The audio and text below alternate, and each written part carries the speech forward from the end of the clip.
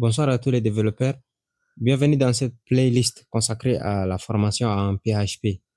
Aujourd'hui, nous allons voir quels sont les outils nécessaires à installer pour travailler avec le PHP. Et si vous venez d'arriver, nous avons vu une vidéo précédente qui définit ce que c'est le PHP, pourquoi l'apprendre et est-il encore indispensable en 2025. N'oubliez pas d'aller vérifier dans la description de la vidéo ou bien visiter la playlist pour voir l'épisode 1 afin de se situer et venir continuer. Alors, pour travailler en PHP, il y a quelques outils nécessaires qu'il faut installer avant de commencer à travailler avec le PHP. Parmi ces outils, nous avons d'abord le langage PHP, c'est-à-dire l'interpréteur, l'outil qui permet de reconnaître le code PHP et l'exécuter. Un serveur web, que ce soit Apache ou Nginx, ou souvent appelé Nginx, et un SGBD, un système de gestion de base de données, que ce soit MySQL ou MariaDB. Il faut installer ces trois outils et les configurer pour travailler en PHP. Et si ces outils sont très techniques pour vous, il y a une solution tout en un. Nous allons adopter dans cette formation la solution tout en un. C'est un ensemble d'outils composés de Apache, MariaDB ou MySQL, PHP et Perl. Donc, on a tous les outils qui sont nécessaires pour suivre cette formation. Sans plus tarder, nous allons nous rendre dans le navigateur et télécharger XAMPP. Donc, dans la barre de recherche, il faut écrire XAMPP avec 2P. Il faut se rendre dans le premier lien qui est apachefriends.org.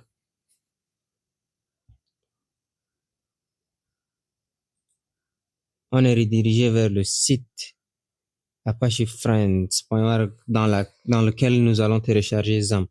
Donc, vous allez choisir selon votre plateforme pour les utilisateurs Windows. C'est la première option pour les utilisateurs Linux aussi et pour Mac OS. Donc, nous allons choisir pour notre cas qui est Windows. Il y a plusieurs versions et il faut choisir la dernière version qui est 8.2.12. Cliquez sur Download. Alors, souvent le téléchargement se lance automatiquement. Il faut attendre un petit instant. Si le téléchargement ne se lance pas automatiquement, il faut cliquer ici. Download latest version. Nous allons choisir le téléchargement de la dernière version des XAMPP. Alors, il faut attendre que le téléchargement se termine. Moi, j'ai déjà téléchargé XAMPP pour aller plus vite dans la vidéo. Alors, nous allons procéder à l'installation. Voici le logiciel XAMPP que j'ai mis dans le bureau 8.2.12. Il faut double-cliquer sur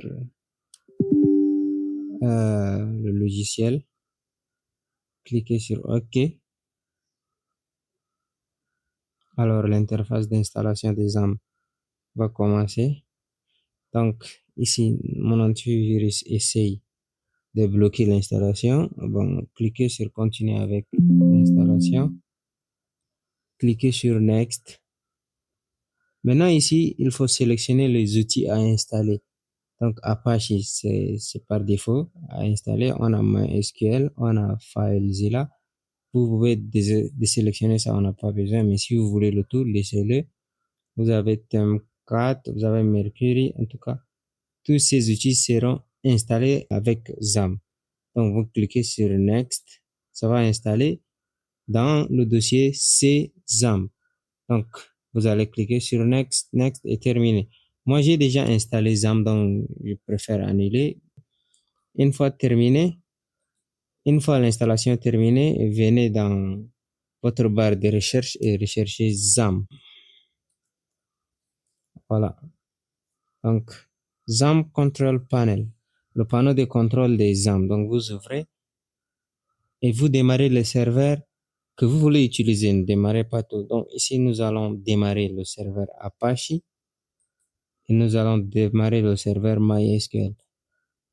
Donc, pour la base de données. Donc, une fois ces serveurs installés et activés, bon, installé et démarré. Si c'est déjà en vert, c'est que vos serveurs sont en marche. Donc, pour confirmer, allez-y dans le navigateur et tapez localhost.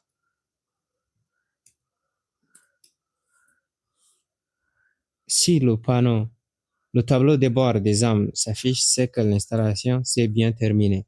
Donc ici, dans ZAM, vous avez cross-platform, Apache, MariaDB, PHP et Perl. Donc ici, l'installation est terminée. Merci pour votre aimable attention et à nous revoir dans la vidéo prochaine où nous allons commencer avec la programmation. Nous allons vraiment écrire du code PHP et l'exécuter. Et surtout, n'oubliez pas de vous abonner à la chaîne, de liker, commenter et partager la vidéo. Ces petits gestes nous encouragent et nous motivent à continuer. Merci.